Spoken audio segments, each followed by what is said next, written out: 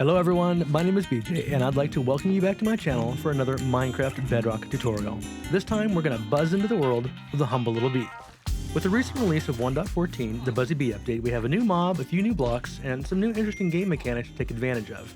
The update gives us honey, which is a food source that can cure your poison and it can be crafted into some very sticky blocks. We also have honeycomb and honeycomb blocks and what is perhaps, possibly, the cutest, most adorable mob in the game outside of mythical sausage, the bee. This will be the first video in a two-part series to show you how you can build a very effective and efficient honeybee and veggie farm together. One of the best new mechanics is the bees sprinkling bone meal as they fly around, which will allow our crops to grow far faster than just having our villager friends here tending to them. Excuse me, you're blocking the camera? Anyway, before we get into the materials list, I want to share with you some of the goals that I set out for myself as I came up with this particular bee farm. Number one, it must be a full auto farm except for the bottles and the shears. So this is set up so that you just have to put bottles and shears into the dispensers whenever they run out, but for the most part they last for a really long time. So I didn't feel it was necessary to have carts or things like that to make that work. So that works pretty well.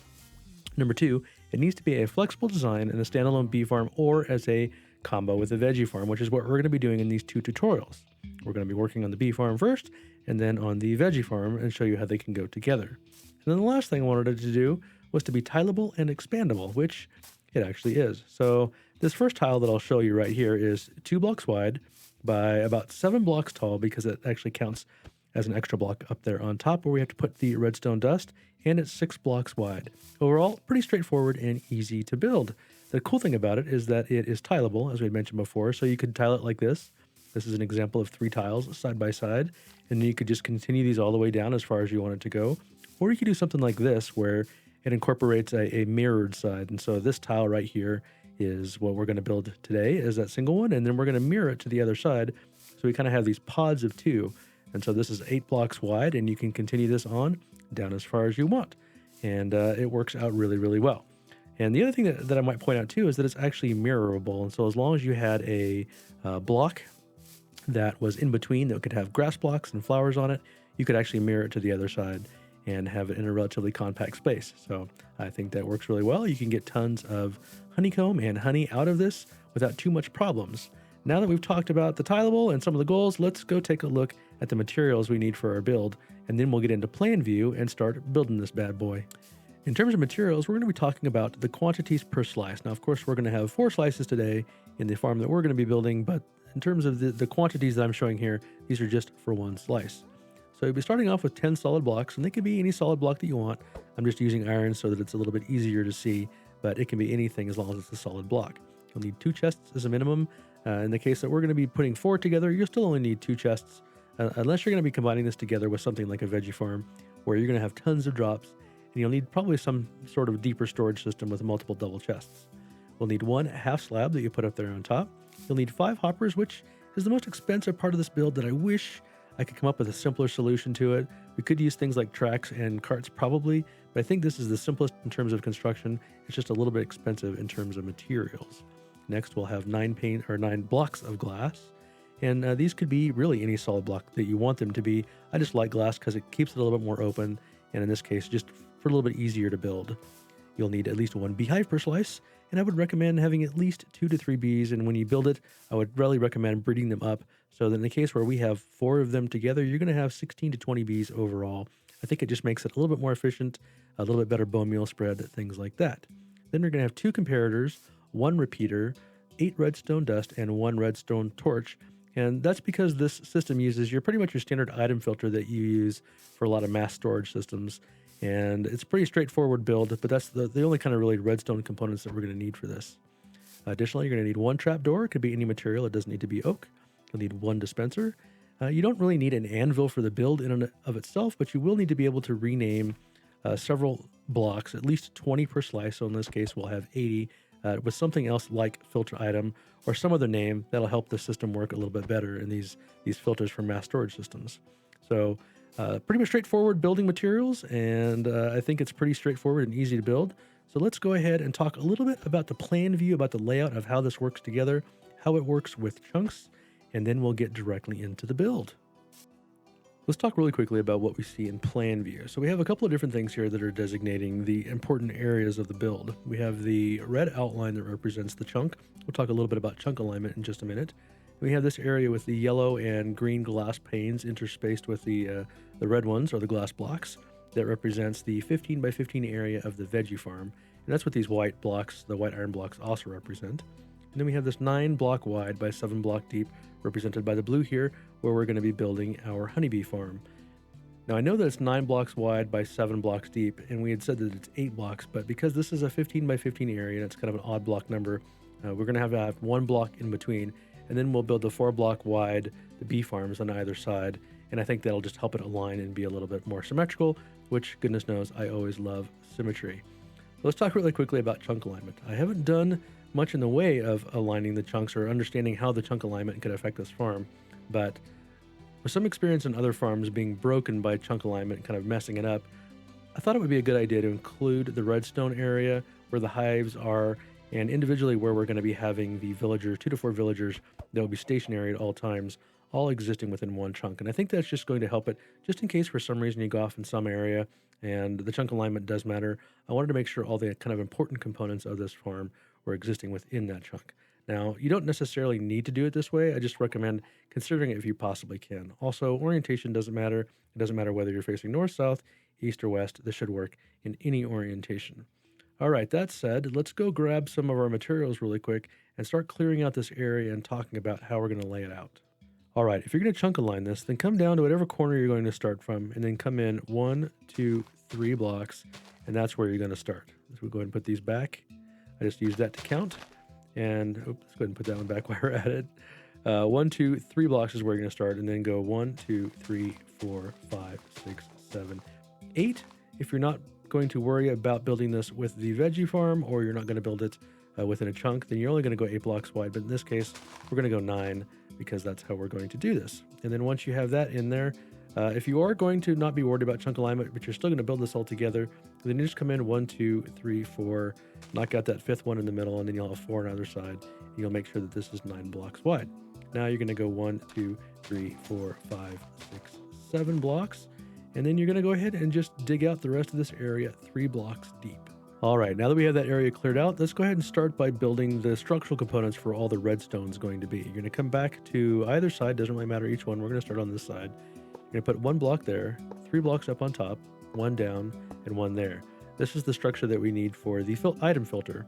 And you can go ahead and do the same thing on the other side. 1, 2, 3, 1 down there, 1 there. And you're going to come in 1, 2 blocks, place 1 there, 1, 2 blocks, place 1 there. And you can go ahead and put a temporary one in between if you want to, but otherwise, go ahead and come in here. You're going to come up, put 1 down on all 4 sides like this. It's across. And see, it's going to look just the same. 1, 2, 3 up on top like that. And go ahead and knock out that center block there. And we have that pretty much done. Now I'll go ahead and come out 2 blocks on this side. Break that one out. That's just temporary. Point a hopper into that one and then go ahead and delete that one. That's also temporary. Then come back to this side. This is going to be our hopper chain. Oops, put it up here. You have to shift to get all these in. If you didn't know that, you can shift and place it on the side and come all the way back to there. And so we'll have that hopper tail pointing into this one, and this will be the hopper chain that'll go over there to our chests when we're ready for that. Now that you have that in place, go ahead and place in a bunch of hoppers that are all pointing into that hopper chain all the way down. So that's 16 individual hoppers, just so you know, and you're counting. And then we're going to come in here and we're going to place temporary blocks here. We are going to put hoppers here eventually, but for right now, for ease of construction, we're just going to do them like that. And now you're going to go ahead and grab your dispenser and you're going to face them into each side. And these are the dispensers that are going to be putting glass bottles and shears on the hive blocks. There you go, just like that. And then we're also going to put in temporary glass here. This is where the hives are going to go, but we'll grab those a little bit later after we have the rest of it already built. And you're going to come in here and place a temporary block there, 2 blocks on that side, and you can come back around and bust that one out if you want to. We'll do the same thing over here. Another way you could do it is you can place a temporary block here and then 2 that side and break that one out. Doesn't really matter. And you're going to have solid blocks here, another block there. Up here is a temporary block, and then 2 like that. So you're going to kind of have this V shape with these blocks filled out. You can do the same thing over here. Up there, temporary, and break that one out. And now those are complete. Now we're going to go ahead and start with the glass blocks up on top. Actually, let's go ahead and put these first. You're going to want solid blocks on top of each of the dispensers. We're gonna have redstone up here later. And then you're gonna have glass blocks in between, 4 glass blocks there, and then you're gonna have your 2 slabs there. Pretty much straightforward. Again, glass blocks here, 4 glass blocks across, and then 2 solid blocks there. And believe it or not, that actually completes the solid block portion of this entire build. Now you can come back in here and go ahead and break these out. We're eventually going to be placing our hives in that location, but for now I just wanted to clear that out to make our lives a little bit easier. And then we're going to place glass blocks. You can put them in here if you want to, just to kind of finish that off. Right in front of here, right in front of there, and then all the way over to here. Fill that in and fill that in. And again, that could really be any block that you want it to do. I'm just using glass right now to make it a little bit easier.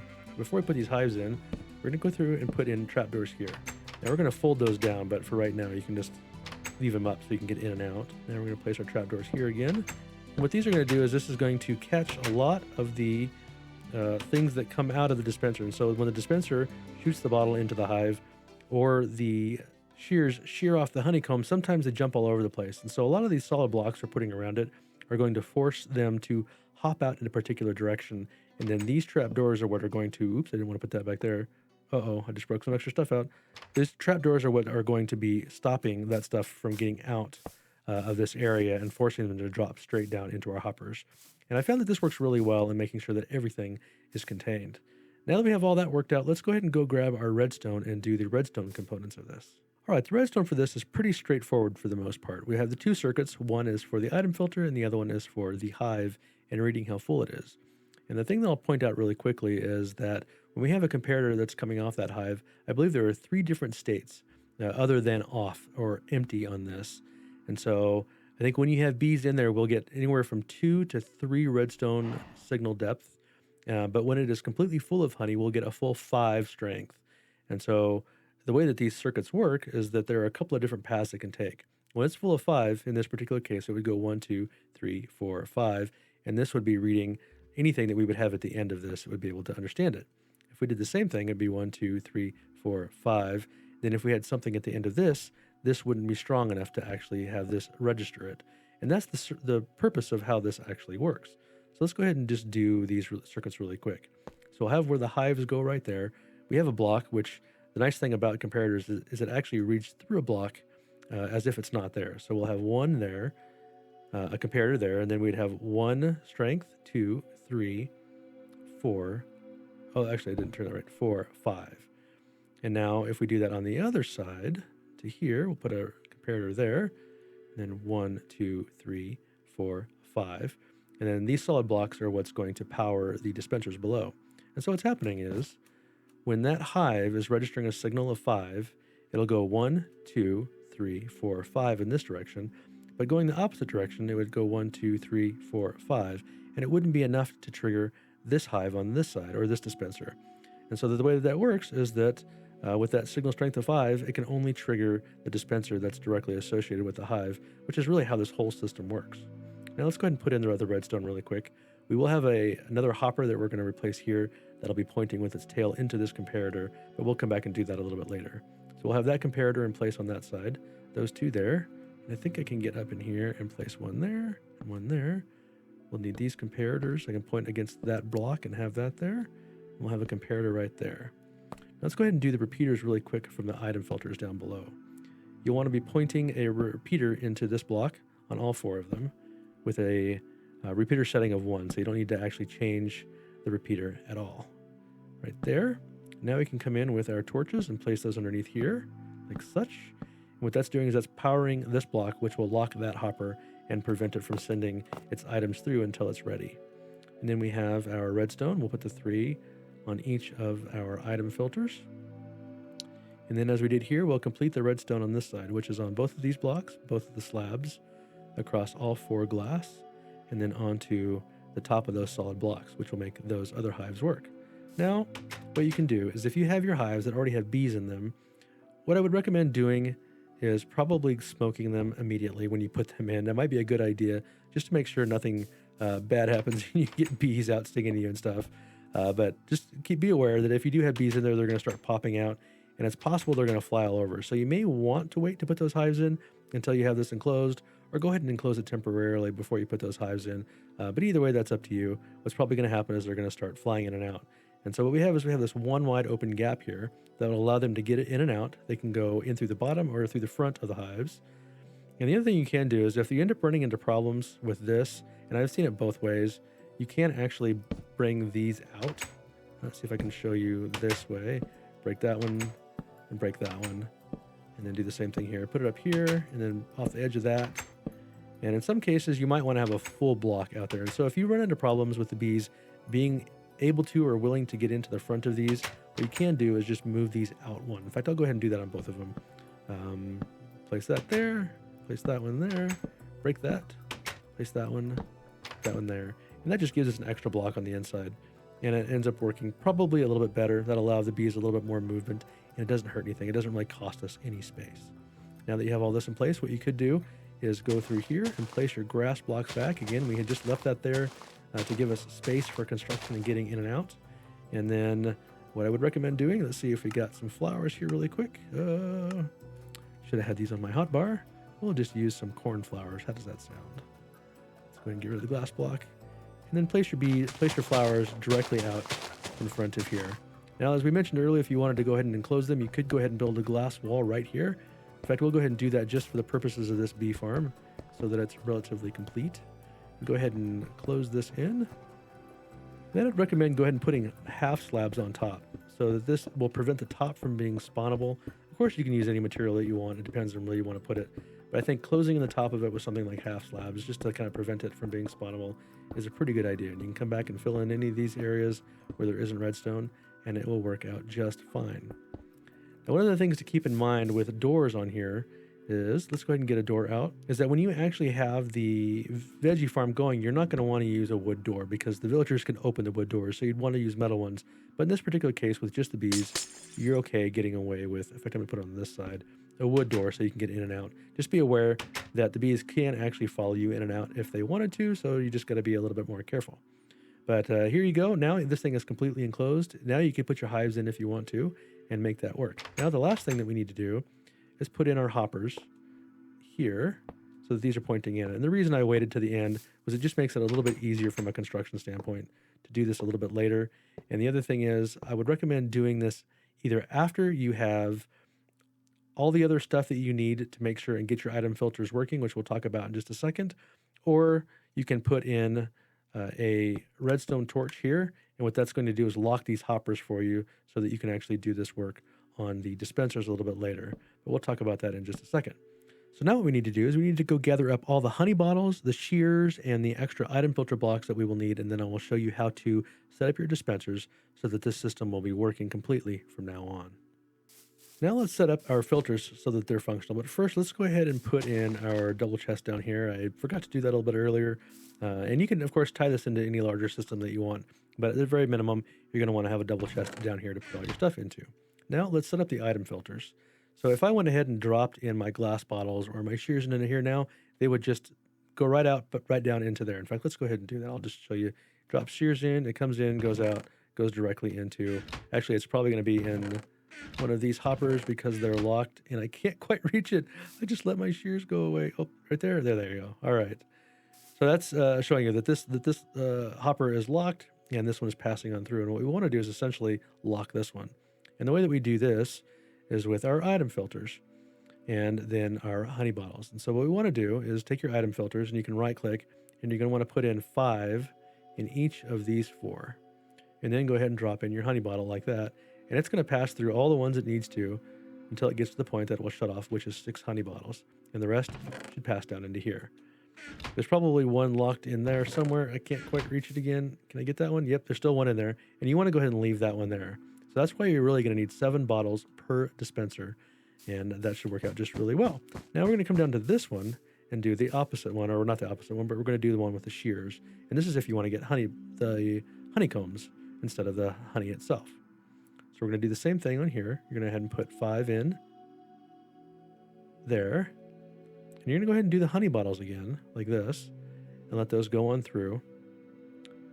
But now what you're going to do is here, you're going to put in your shears. And you can do this for as long as you want, because what's going to happen is that when those shears trim those honeycombs, those honeycombs wouldn't have gone through this anyway. They're going to pop out. And what we're going to end up doing is wherever you have that in there, you're going to place a glass block behind it there and go ahead and seal up the backside like this. In fact, this is probably a good way to seal up both ends of it, but you'll still need to get access to this one. But I would say put in a solid block for now. And then that way it's completely sealed up for those shears. And when that honeycomb pops out, the only way it's going to be able to go is into the dispensers or into the hoppers down below and into your system. You can always come back and swap that back out for honey again.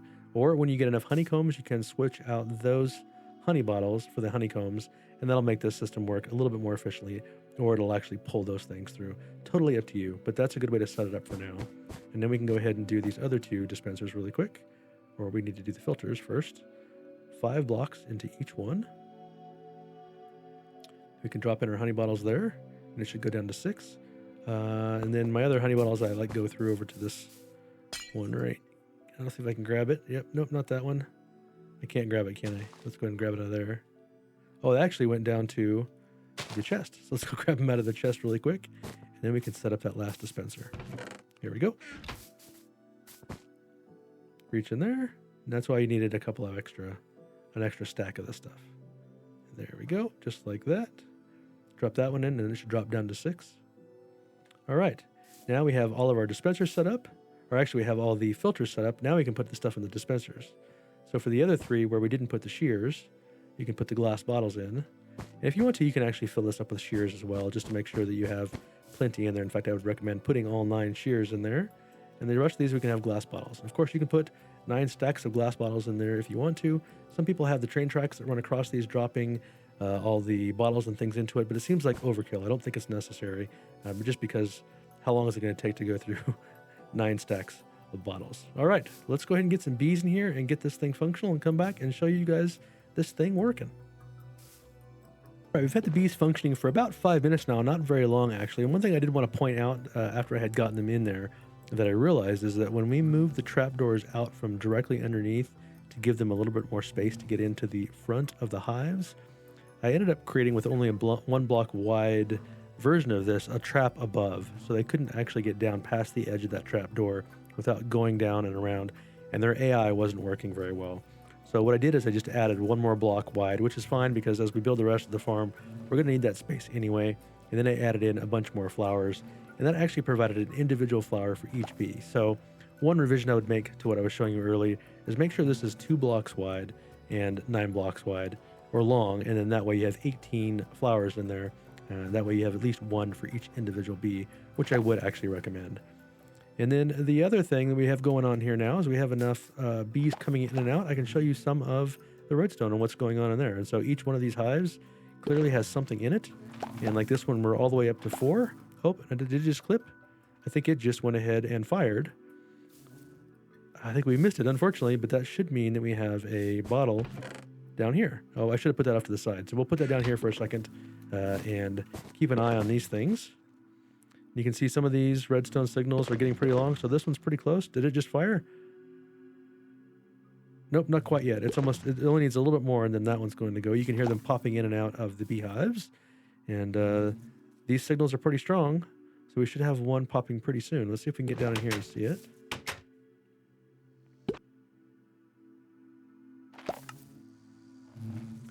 There it goes, and it just went. That should have been a honeycomb on that end. So let's go see if we've got one down in here. And there it is. We got 3 honeycomb. I've noticed that it seems, I'm not sure if there's 1 to 3 honeycombs that come out of those, or it's always 3, but it seems like it's always 3 that comes out. So I'm not 100% sure. But either way, it looks like our farm is now working really, really well. And I would actually recommend doing this first before you do the rest of the flower farm. I'm going to show you in the next episode the building of the flower farm, but I think building this and letting those beehives really fill up and become functional again before you build the rest of it is a really good idea. So I hope this tutorial was helpful for you to build your first successful bee farm on your server or single player world, and I hope you're looking forward to the combination of this with the veggie farm to get a very fast, very efficient veggie farm. It only took me a few short hours, I think, maybe an hour, hour and a half to 2 hours to fill up a double chest full of carrots once we had that thing fully functional. So I'm pretty excited to show that to you guys as well.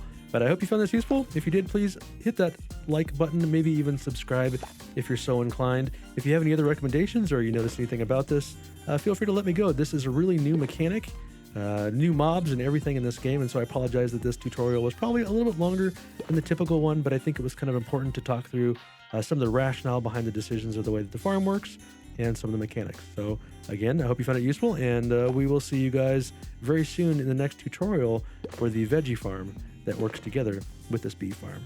Thank you all very much and have a great day. Bye-bye.